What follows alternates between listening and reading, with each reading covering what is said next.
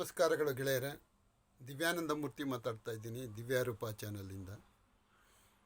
ನಮ್ಮ ಜೀವನದಲ್ಲಿ ನಾವು ಬೇರೆಯವರ ಸಾಧನೆಗೆ ಪ್ರಶಂಸೆ ಮಾಡೋದನ್ನ ಅಭ್ಯಾಸ ಮಾಡ್ಕೋಬೇಕು ಗೆಳೆಯರೆ.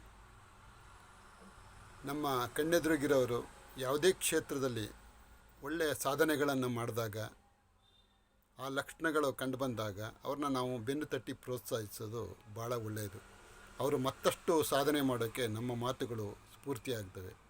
ನಾವೇನು ಮಾಡಿಬಿಡ್ತೀವಿ, ಭಾಳಷ್ಟು ವೇಳೆ ಅವರ ಸಾಧನೆಗಳಿದ್ದರೂ ಕೂಡ ನಾವು ಅವರನ್ನು ಪ್ರೋತ್ಸಾಹ ಮಾಡೋದನ್ನ ನಾವು ಮರಿತೀವಿ. ಹಾಗೆ ಮರೆತಾಗ ನಾವು ನಿಜಕ್ಕೂ ಸಮಾಜದಲ್ಲಿ ಅವರು ಇನ್ನಷ್ಟು ಎತ್ತರಕ್ಕೆ ಏರೋ ಪ್ರಯತ್ನವನ್ನು ನಾವು ಕಡಿಮೆ ಮಾಡ್ದಂಗೆ ಆಗುತ್ತೆ.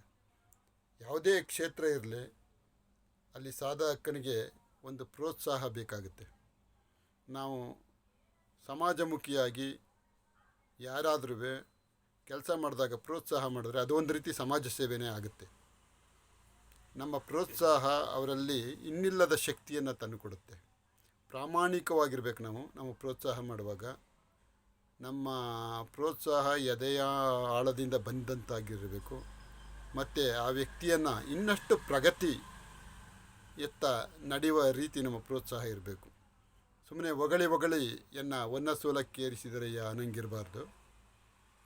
ಅವರ ಮುಂದಿನ ಹೆಜ್ಜೆಗೆ ನಮ್ಮ ಪ್ರೋತ್ಸಾಹ ಅವ್ರಿಗೆ ದಾರಿ ತೋಡಬೇಕು. ಅಂಥ ಕೆಲಸವನ್ನು ನಾವು ಆಗಾಗ್ಗೆ ಮಾಡ್ಬೋದು. ಅನೇಕ ವೇಳೆ ನಮ್ಮ ಜೀವನದ ಹಾದಿಯಲ್ಲೇ ನಮಗೆ ಬರುತ್ತೆ ಗೆಳೆಯರೆ ಅಂಥ ಅವಕಾಶಗಳು. ಆವಾಗ ನಾವು ಬೇರೆಯವ್ರನ್ನ ನಾವೇನು ಪ್ರೋತ್ಸಾಹ ಮಾಡೋದು ಅನ್ನೋ ಭಾವನೆಗಳಿಂದ ನಾವೇನು ಮಾಡಿಬಿಡ್ತೀವಿ, ನಾವು ಅಂಥ ಕೆಲಸ ಮಾಡೋಕ್ಕೆ ಹೋಗಲ್ಲ. ಮಾಡಬೇಕು ಗೆಳೆಯರೆ. ಹಂಗೆ ಮಾಡಿದಾಗಲೇ ಜೀವನ ನಮಗೂ ಕೂಡ ಒಳ್ಳೆಯದಾಗುತ್ತೆ. ಒಂದು ಇತಿಹಾಸದಲ್ಲಿ ಒಂದು ಘಟನೆ ಇರುತ್ತೆ. ಏನಪ್ಪ ಅಂದರೆ, ಒಂದು ಮಗು ಗಾಯಕನಾಗಬೇಕು ಅಂತ ಭಾಳ ಆಸೆ ಇರುತ್ತೆ. ಅವ್ರ ಶಾಲೆಯ ಉಪಾಧ್ಯಾಯರೇ, ನೀನು ಗಾಯಕನಾಗೋಕ್ಕಾಗಲ್ಲ, ನಿನಗೆ ಆ ಶಕ್ತಿ ಇಲ್ಲ, ನಿನ್ನ ಹಾಡುಗಳಲ್ಲಿ ಅಂಥ ಒಂದು ಮಾಧುರ್ಯ ಇಲ್ಲ, ಹಾಗೆ ಹೀಗೆ ಅಂತೇಳಿ ತನ್ನ ಡಿಸ್ಕರೇಜ್ ಮಾಡ್ತಾರೆ. ಮನೆಗೆ ಅಳ್ತಾ ಬಂದಂಥ ಮಗು ತಾಯಿ ಹತ್ರ ಹೇಳುತ್ತೆ, ನಮ್ಮ ಗುರುಗಳಿಂಗೆ ಹೇಳ್ಬಿಟ್ರು, ನಾನು ಗಾಯಕನಾಗಬೇಕು ಅಂತ ಇದ್ದೆ, ಆಗೋಕ್ಕೆ ಸಾಧ್ಯನೇ ಇಲ್ಲ. ನಮ್ಮ ಗುರುಗಳೇ ಈ ಥರ ಹೇಳ್ಬಿಟ್ರು, ನನ್ನಲ್ಲಿ ಧ್ವನಿ ಇಲ್ಲ, ಮಾಧುರ್ಯ ಇಲ್ಲ ಅಂತ. ಆ ತಾಯಿ ಆ ಮಗುವನ್ನು ಬರಸೆಳೆದು ಒಪ್ಕೊಂಡು ಹೇಳ್ತಾಳೆ, ಯಾರು ಹೇಳಿದ್ದು, ನಿನ್ನಲ್ಲಿ ಅದ್ಭುತವಾದ ಮಾಧುರ್ಯ ಇದೆ, ನೀನು ಖಂಡಿತ ಗಾಯಕನಾಗ್ತೀಯ, ನೀನು ದೊಡ್ಡ ಮಟ್ಟದಲ್ಲಿ ಹೆಸರು ಮಾಡ್ತೀಯ ಗಾಯಕನಾಗಿ ಅಂತೆಲ್ಲ ಹುರಿದುಂಬಿಸ್ತಾಳೆ. ಅಷ್ಟೇ ಅಲ್ಲ, ಕೆಲವೇ ದಿನಗಳಲ್ಲಿ ಅವನು ಸಂಗೀತ ಶಾಲೆಗೆ ಕಳಿಸ್ತಾಳೆ. ಅದಕ್ಕೆ ಎಷ್ಟು ಖರ್ಚಾದರೂ ತಾನು ಬರಿಗಾಲಲ್ಲಿ ನಡೆದು ತನ್ನ ಮಗುವಿನ ಭವಿಷ್ಯಕ್ಕೆ ಬೇಕಾದ ಎಲ್ಲ ಸವಲತ್ತುಗಳನ್ನು ಒದಗಿಸ್ಕೊಡ್ತಾಳೆ. ಮುಂದೆ ಆತ ಬೆಳೆದು ಒಳ್ಳೆಯ ಗಾಯಕನಾಗ್ತಾನೆ. ಅಷ್ಟೇ ಅಲ್ಲ, ಬೇರೆ ಗಾಯಕರಿಗೂ ಕೂಡ ಎನ್ಕರೇಜ್ ಮಾಡ್ತಾನೆ. ಒಂದಷ್ಟು ಪ್ರತಿಭೆಗಳು ಹೊರಬರೋಕ್ಕೆ ಕಾರಣ ಆಗ್ತಾನೆ. ತಾಯಿಗೂ ಕೂಡ ಸಂತೋಷ ಆಗುತ್ತೆ.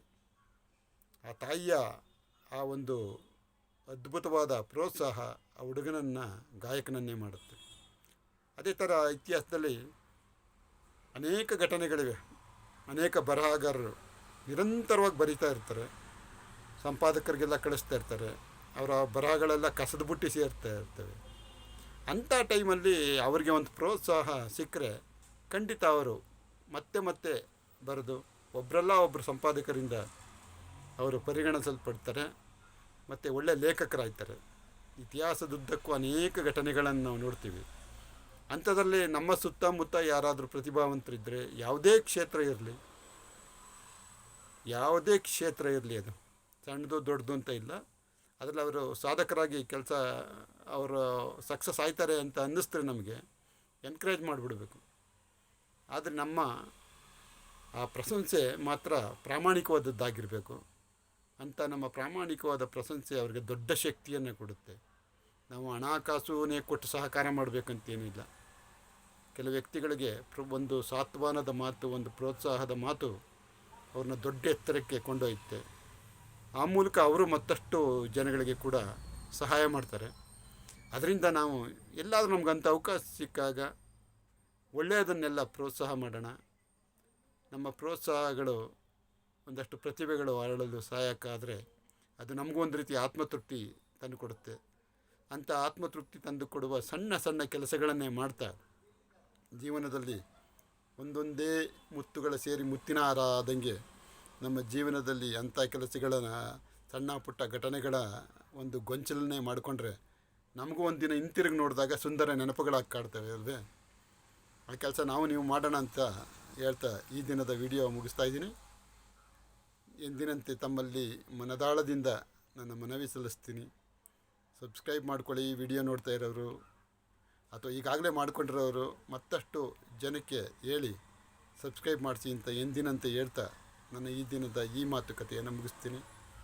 ಮುಂದಿನ ವಿಡಿಯೋಲಿ ಹೊಸ ವಿಚಾರದೊಂದಿಗೆ ಬರ್ತೀನಿ ಗೆಳೆಯರೇ. ನಮಸ್ಕಾರಗಳು.